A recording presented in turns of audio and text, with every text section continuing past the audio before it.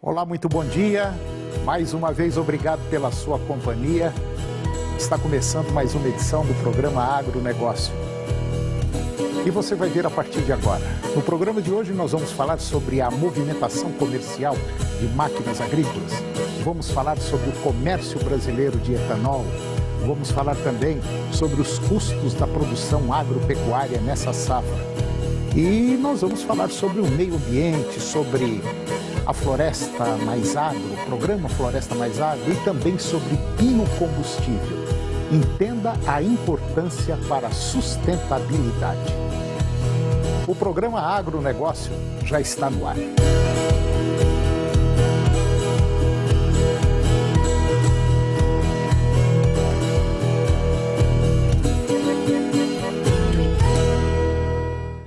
Eu começo o programa de hoje falando sobre a movimentação comercial de máquinas agrícolas. A Associação Brasileira da Indústria de Máquinas e Equipamentos, a ABMAQ, ela divulgou agora os números do setor referentes ao mês de setembro. No período, setembro, o crescimento das receitas de vendas foi de 9,1% em relação a setembro do ano passado.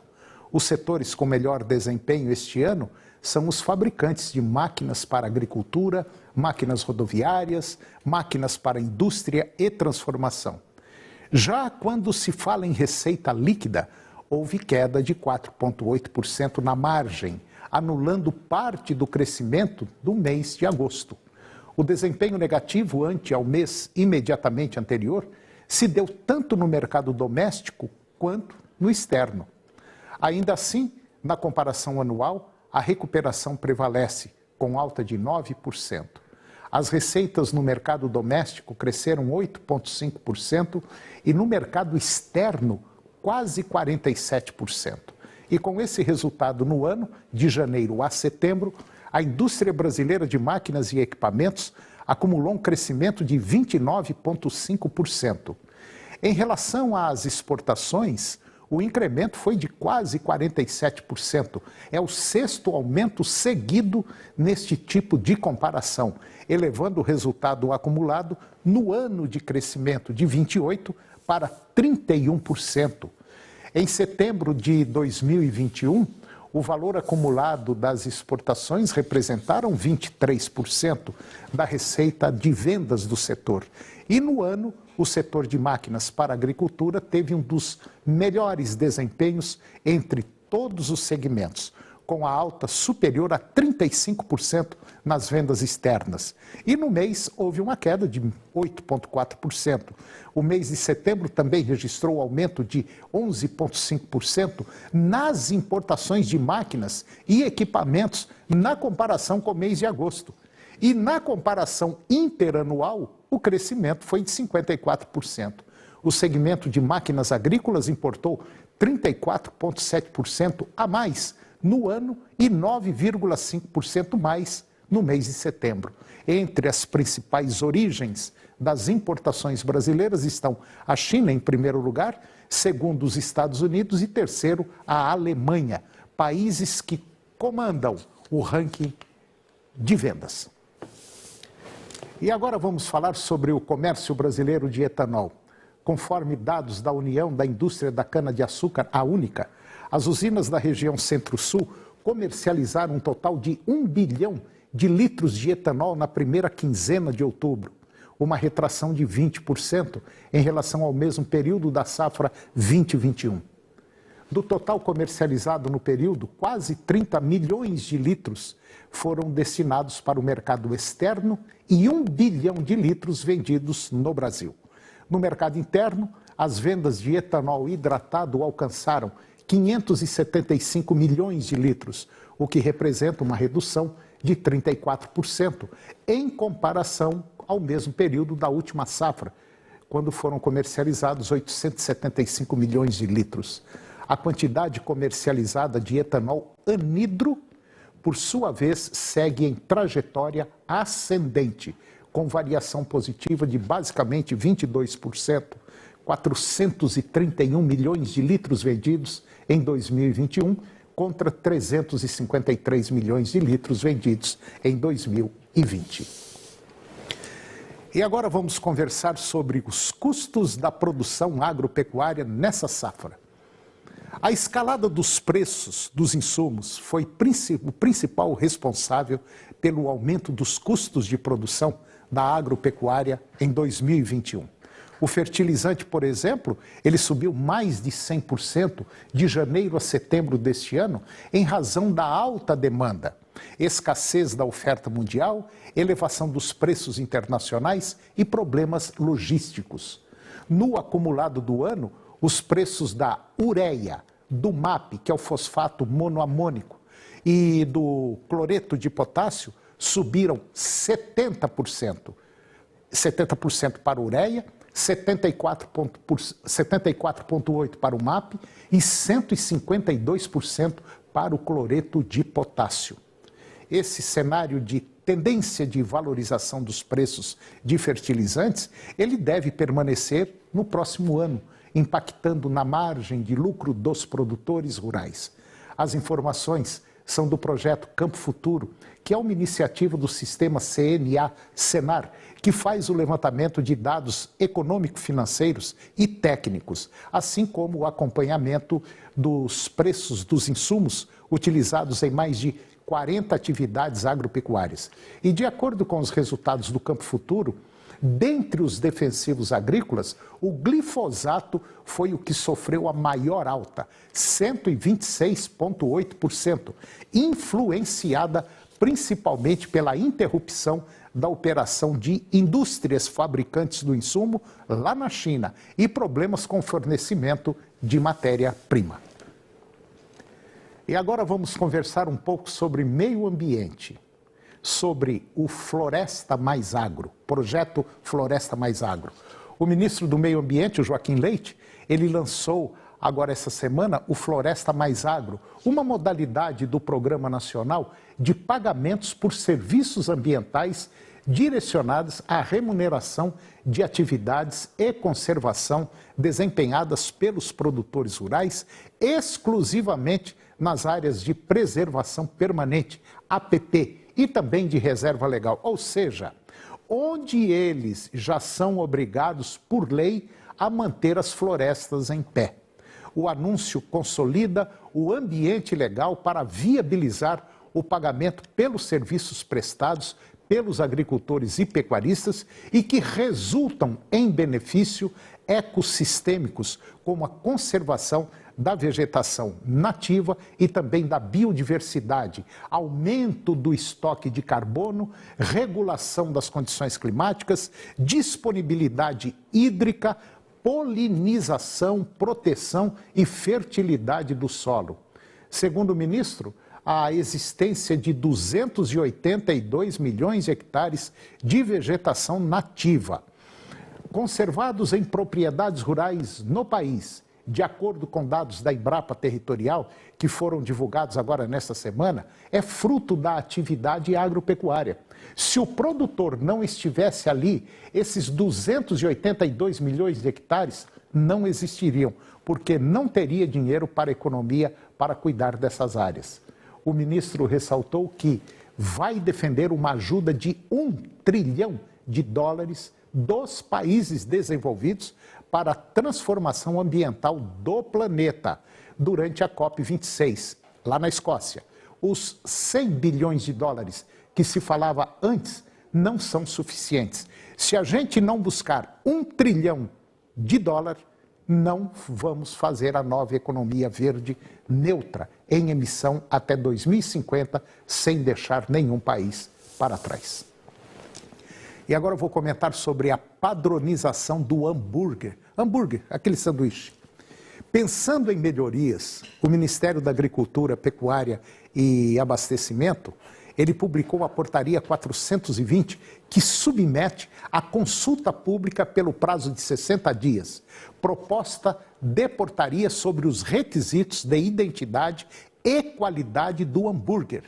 A nova norma revogará o anexo 4 da Instrução Normativa 20/2000, Entre os pontos destacados estão a moldagem do hambúrguer, pensando em diferentes formas, além do tradicional disco, a padronização para indicação na rotulagem do corte cárneo utilizado para a obtenção do hambúrguer e a padronização para a denominação do produto quando utilizada carne de mais de uma espécie. Ainda sobre a proposição no caso dos produtos que contenham indicação dos cortes utilizados, não será permitida a adição de proteína vegetal. Outra mudança é o aumento do limite de gordura permitida de 23% a 25%. E segundo a diretora do Departamento de Inspeção de Produtos de Origem Animal, Ana Lúcia Viana, a proposta de revisão normativa busca harmonizar esse registro com o Decreto 9.013 de 2017 e suas alterações, bem como busca englobar atualizações necessárias levantadas pelo setor e pelo próprio Ministério ao longo dos últimos anos. As alterações referentes ao alimento hambúrguer produzido em estabelecimento com serviço de inspeção federal CIF busca atender às demandas atuais dos consumidores, manter as características do produto, garantir segurança, qualidade, padronização e atender às demandas do setor produtivo. E depois do intervalo nós vamos falar sobre o Índice de Produção Agroindustrial Brasileira, que é o PIMAGRO, e também sobre biocombustível. Entenda a importância para a sustentabilidade. É um minuto só, nós voltamos já.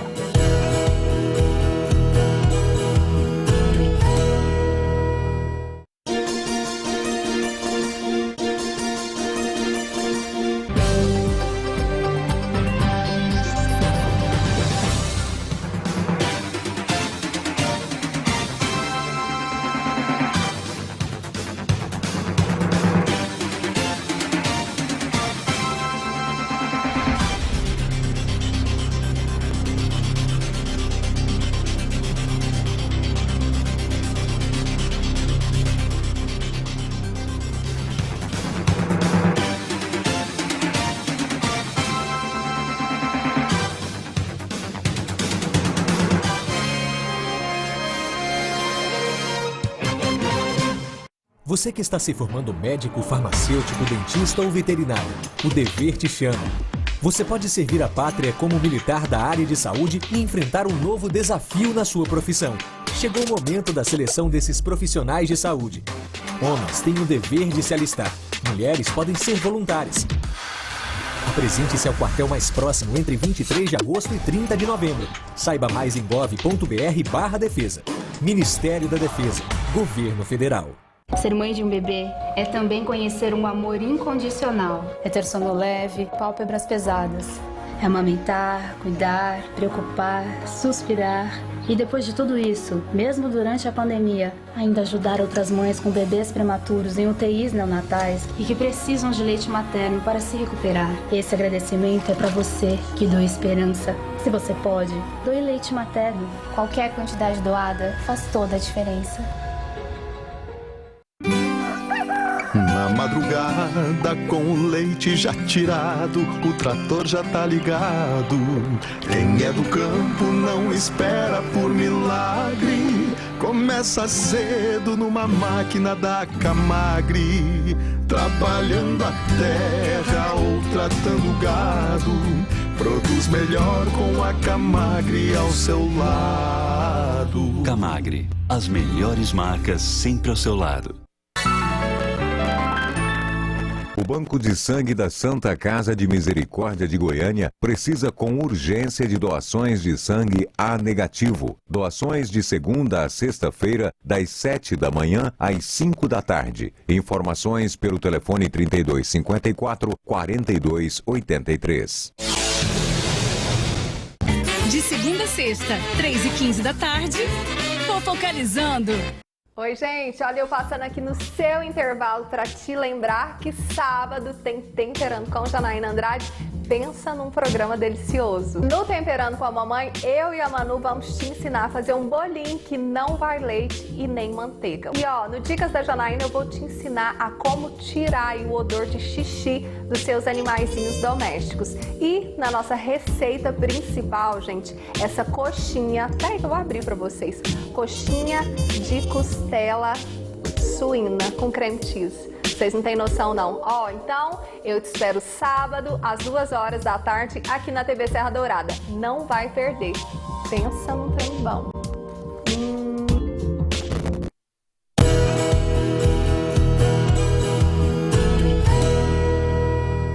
Eu estou de volta ao programa e agora nós vamos falar sobre um tema interessante. Agora nós vamos falar sobre o PIN Agro. Após quase um ano de variações positivas, o Índice de Produção Agroindustrial Brasileira, o PIN-Agro, calculado pelo Centro de Estudos em Agronegócio da Fundação Getúlio Vargas, a FGV-Agro, caiu no mês de agosto pelo segundo mês seguido. Na comparação com o mesmo mês de 2020, a queda foi de 3,2%. Considerados os ajustes sazonais ante julho, a retração foi de 0,4%. Ainda assim, o indicador acumulou variação positiva de 3,8% nos 8 primeiros meses de 2021 e deverá encerrar o ano com alta frente ao ano passado. E por conta das turbulências causadas pela pandemia, a agroindústria, como os demais elos industriais, se depara com o aumento dos custos, com a desorganização da cadeia produtiva e dificuldade de acesso a algumas matérias-primas. O processo inflacionário ele continua reduzindo a renda real das famílias e o mercado de trabalho ainda se mostra desaquecido. E a perda de ritmo da economia brasileira, bem como a do mundo, tem impactado negativamente o setor. No grupo de produtos não alimentícios, houve alta na comparação com o mês de agosto do ano passado, mas a variação observada de 1,6% foi a menor do ano. Ante julho, a variação foi negativa, 1,8%. O segmento de produtos não alimentícios está operando em um nível 3,7% inferior ao pré-pandemia. Até maio desse ano, a produção do segmento era maior do que a de fevereiro do ano passado, mas a situação foi piorando. E agora eu vou conversar com Marcos Silva. O Marcos ele é gerente-geral Brasil e Argentina da Air Products. E nós vamos falar sobre um tema interessante e muito atual, biocombustível. Entenda a importância para a sustentabilidade. Marcos Silva, muito bom dia. Obrigado pela sua presença no nosso programa. E eu tenho certeza absoluta que nós vamos falar sobre um tema atualíssimo, biocombustível e meio ambiente. Tudo bem? Bom dia, Antônio. Prazer, uma honra para mim estar aqui com vocês todos. Sim, temas super atuais e que estão em muita evidência por causa da COP26, como todos estão acompanhando. Pois é. O mundo está passando por uma transformação e essa transformação parece que não tem mais volta. Ela está seguindo ladeira abaixo, ou vamos fazer alguma coisa com o planeta, ou o planeta vai explodir. Seria mais ou menos isso? É mais ou menos isso, Antônio. Não existe um plano B, porque não existe um planeta B, né? Correto. Ainda estamos aqui no único planeta que temos. Infelizmente, parece que a maioria dos países ainda insiste nos moldes, vamos dizer, meio antigos. E todos nós sabemos que o caminho é o biocombustível. Principalmente nesse momento agora, até que apareça outra coisa, mas os biocombustíveis, vamos dizer assim, é a crista da onda hoje, né? É a cana-de-açúcar, o etanol, é a soja com seu óleo, é o sebo bovino e tantas outras culturas que é possível fazer biocombustível. É isso mesmo? É isso mesmo e principalmente também o biogás, ele tem Sim. cada vez mais uma importância, né? Além de tudo que você mencionou, Antônio, o etanol, o biodiesel, tudo isso daí, e o biogás, porque todos eles compõem parte da matriz de transição energética, até que nós possamos chegar ao que nós chamamos de hidrogênio verde, que é o combustível mais limpo que há. Todos esses combustíveis que você mencionou aí, e o biogás, têm um papel fundamental, e principalmente porque eles, em seu ciclo, emitem muito menos CO2 do que os combustíveis que vêm de origem mineral, do refino do petróleo. Ô Marcos, você trabalha numa empresa grande, numa empresa multinacional. Me fala assim, rapidinho, o que é a Air Products? O que ela faz? Tá. A Air Products é uma empresa de gases industriais. Então, nós fazemos desde separação dos gases do ar, como oxigênio, nitrogênio, argônio, até a produção de hidrogênio. Somos o maior produtor mundial de hidrogênio, que a gente chama de cinza, que é o hidrogênio a partir do craqueamento do gás natural. E também temos uma lista aí muito grande de outros tipos de gases, misturas de gases, como hélio para medicina e vários outros gases. Bom, vocês estão presentes no mundo todo, basicamente? Sim, em mais de 50 países. Em mais de 50 países.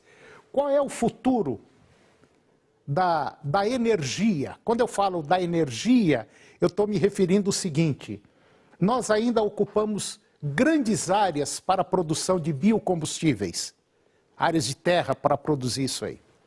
Nós já sabemos que já tem muita coisa a caminho. Por exemplo, o hidrogênio verde. Já existe alguma coisa? Já está pronto? Como é que está o hidrogênio verde? Sim. Recentemente nós anunciamos um grande projeto de hidrogênio verde lá na Arábia Saudita. Primeiro explicando, né, que o hidrogênio verde é o hidrogênio produzido a partir da eletrólise da água com energia limpa. Então, aí hoje em dia, em termos de energia limpa, nós temos energia eólica, energia solar, a energia hidroelétrica, todas muito bem representadas aqui no Brasil. O Brasil tem 84% da matriz energética dele limpa, né, compondo aí dessas fontes todas, mais a biomassa também. Então, tudo isso daí compõe o potencial de energia verde que o Brasil tem.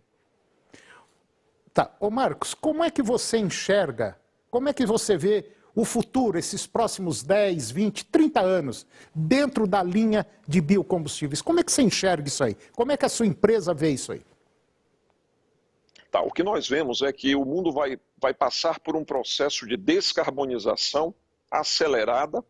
Como você mesmo comentou, Antônio, veio para ficar, não tem mais alternativa. O mundo está se engajando aí nesse processo de descarbonização da sua matriz energética. Logo de imediato a gente vê uma maior utilização das fontes de biocombustíveis, todas essas que nós conversamos aqui, né, que nós citamos aqui. A gente vê como um potencial muito grande aí o biogás. Por quê? Porque o biogás ele tem 50% de metano e 50% de outros contaminantes. O metano ele é um gás que tem um potencial de aquecimento global 70 vezes maior do que o CO2. Geralmente as pessoas falam muito sobre o CO2, né, o dióxido de carbono, e se esquecem que o metano ele tem um potencial de aquecimento muito maior.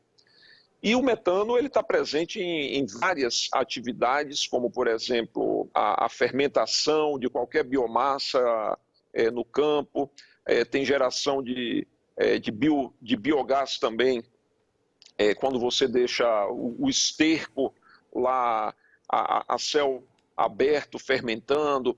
Então, tudo isso aí tem um potencial de emissão de metano, mas ao mesmo tempo é uma dádiva, é um potencial incrível aí de gerar energia.